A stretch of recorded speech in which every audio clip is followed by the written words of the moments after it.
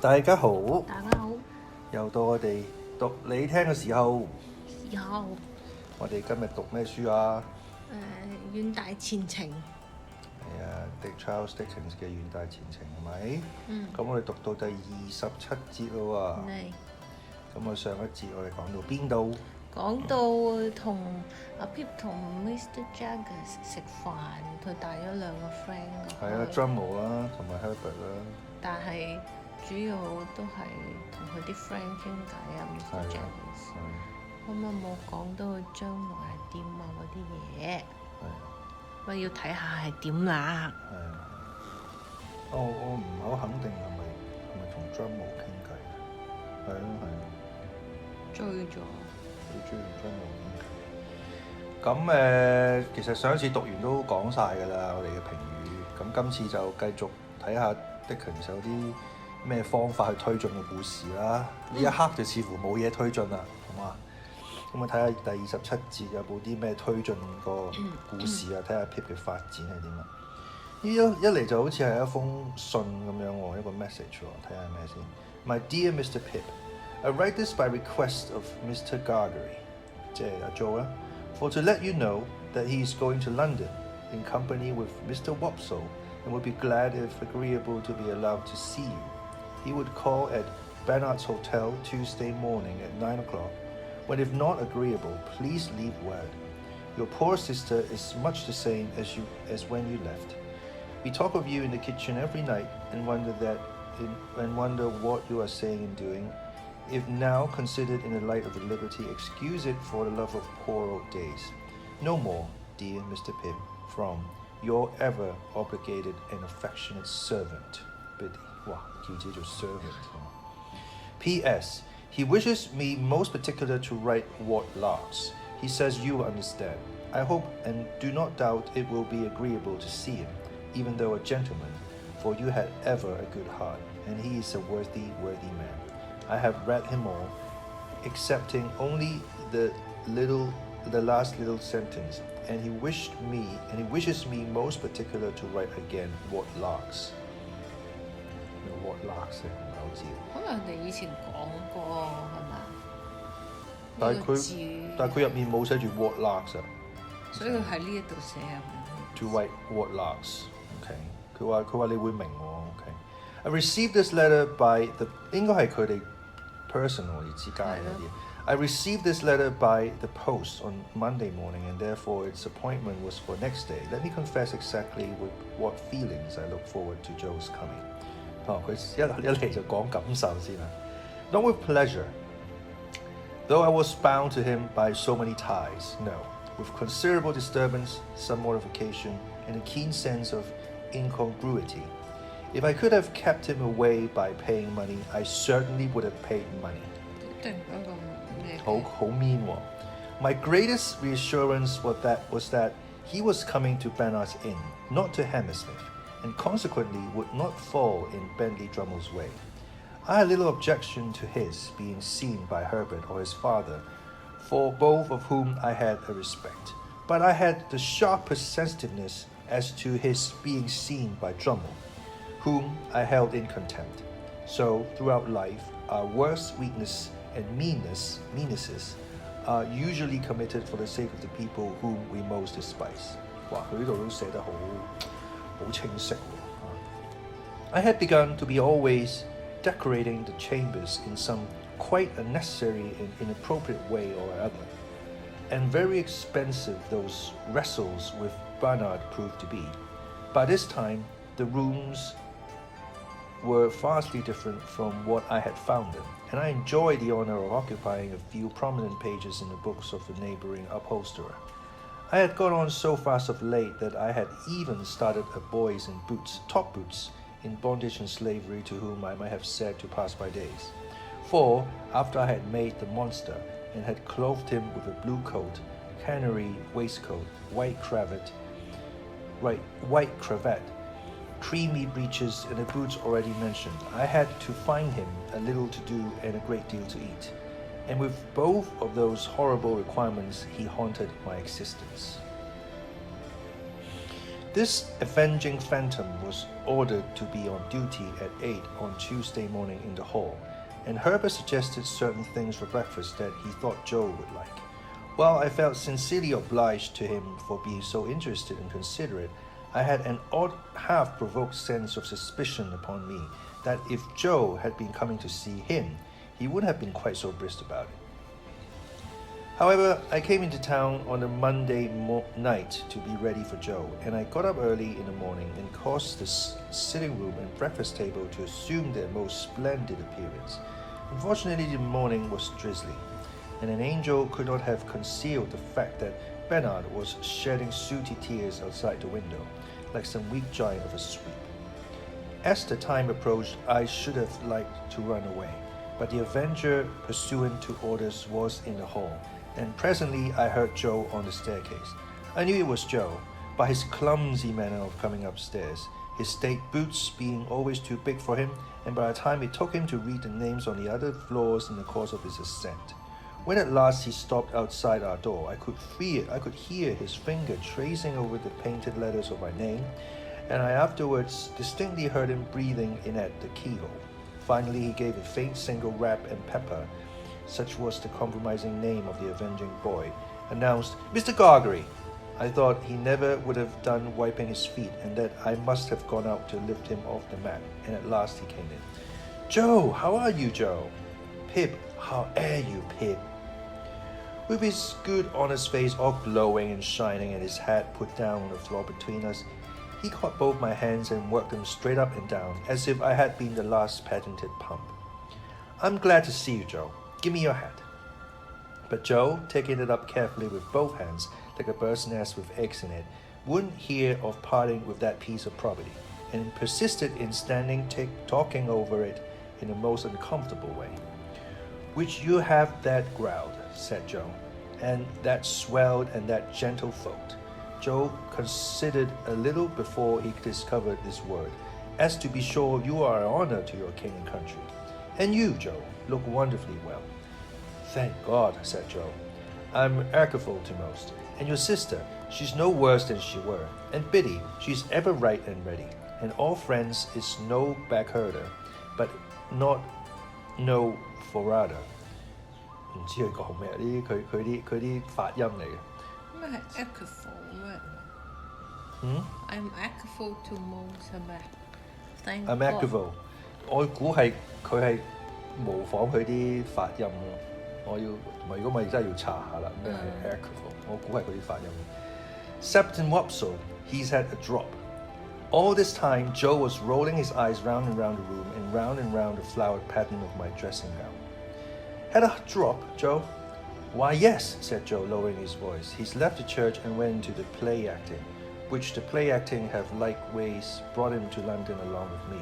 And his wish were," said Joe, getting the bird's nest under his right arm for the moment and groping in it for an egg with his right, "if no offense, as I would and knew that."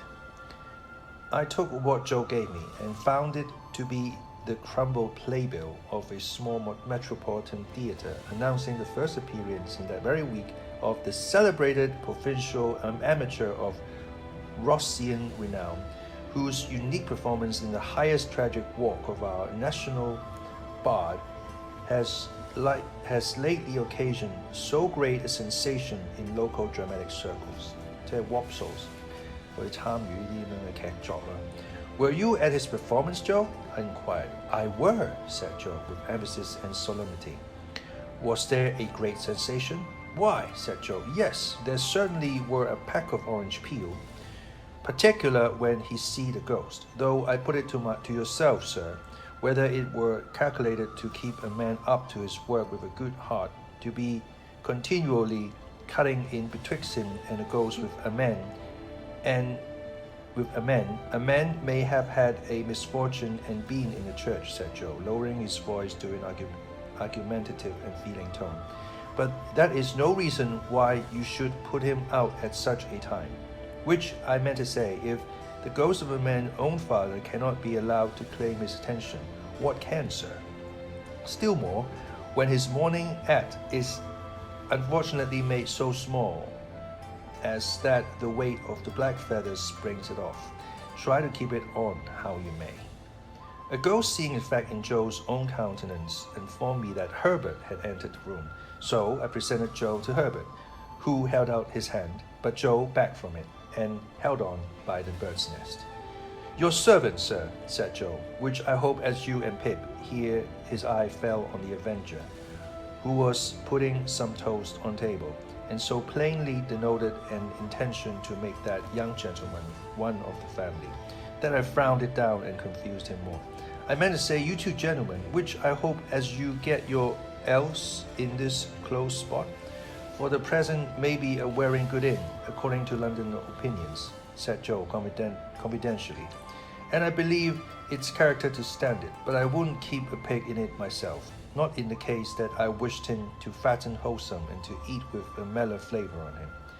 Having borne this flattering testimony to the merits of our dwelling place, and having incidentally shown this tendency to call me Sir, Joe, being invited to sit down to table, looked all round the room for a suitable spot on which to deposit his hat, as if it were only on some very few rare substances in nature that it could find a resting place, and ultimately stood it on an extreme corner of the chimney-piece, from which it ever afterwards fell off at intervals.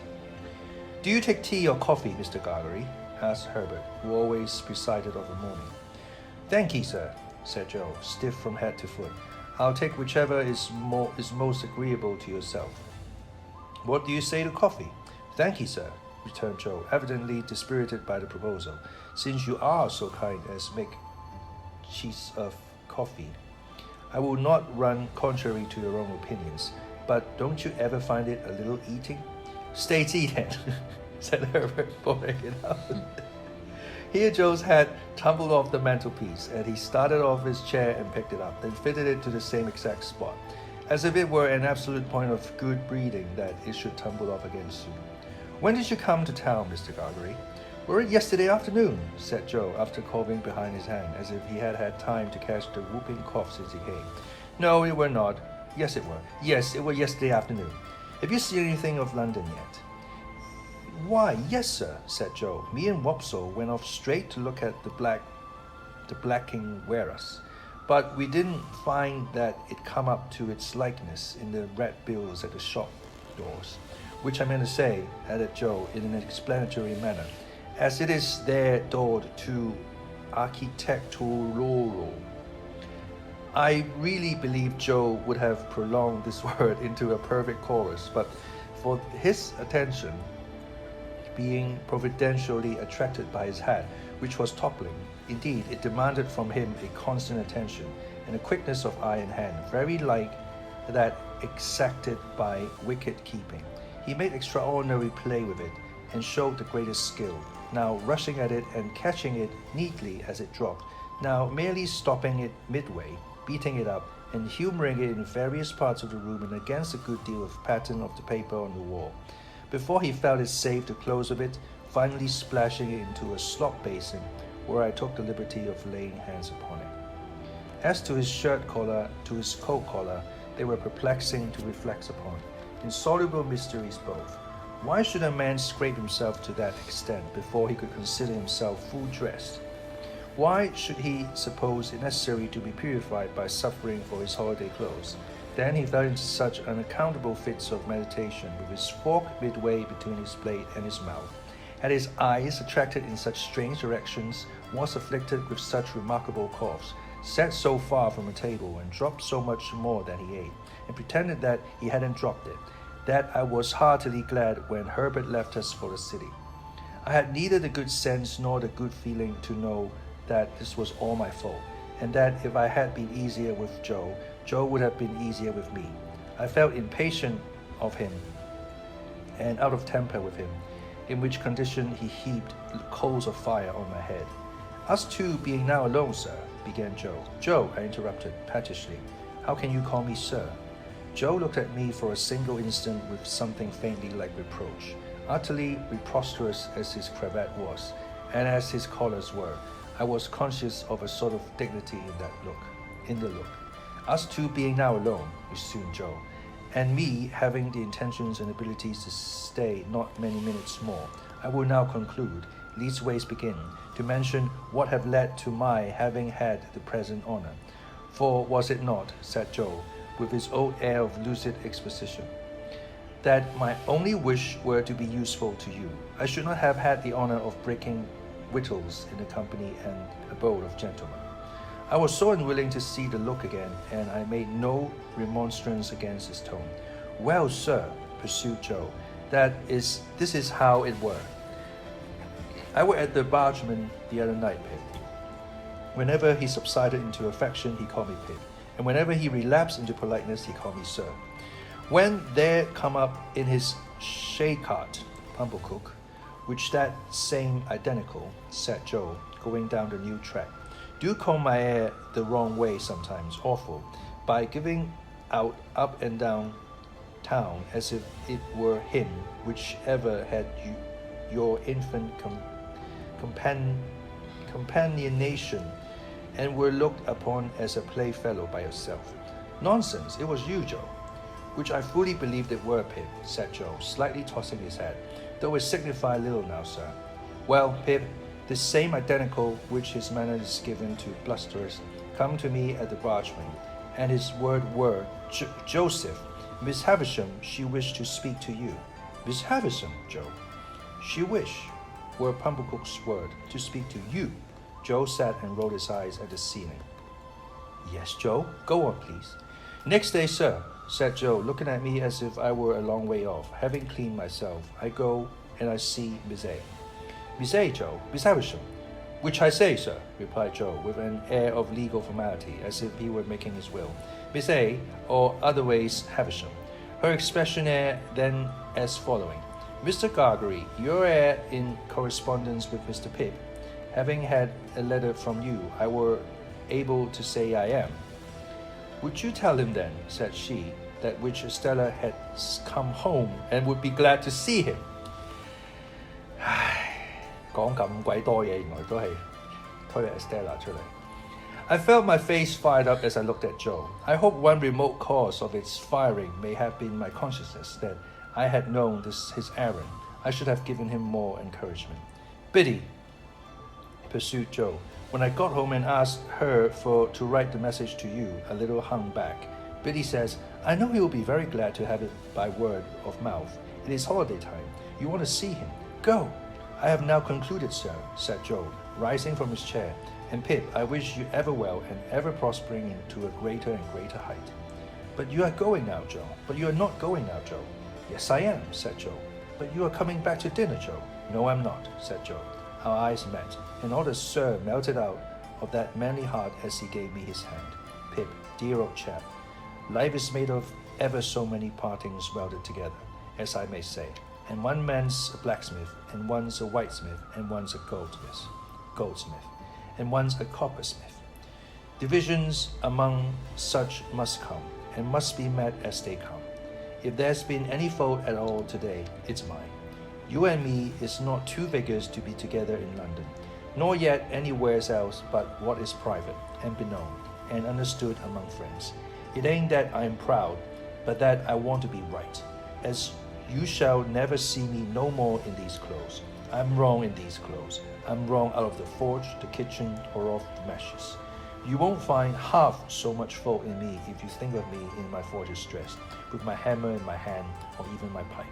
You won't find half so much fault in me if, supposing as you should ever wish to see me, you come and put your head in at the forge window and see Joe the blacksmith there at the old anvil, in the old burning apron, sticking to the old work. I'm awful dull, but I hope I've beat out something nigh the rights of this at last. And so, God bless you, dear old Pip, old chap, God bless you. I had not been mistaken in my fancy that there was a simple dignity in him. The fashion of his dress could no more come in its way when he spoke these words than it could come in its way in heaven. He touched me gently on the forehead and went out. As soon as I could recover myself sufficiently, I hurried out after him and looked for him in the neighboring streets, but he was gone. 哇，好深刻啊！又再一次即係前面就係用阿 Pip 嘅角度去排斥佢啦。即係當然佢係放喺內心嘅，但係佢有冇表現到出嚟咧？即係少少啦。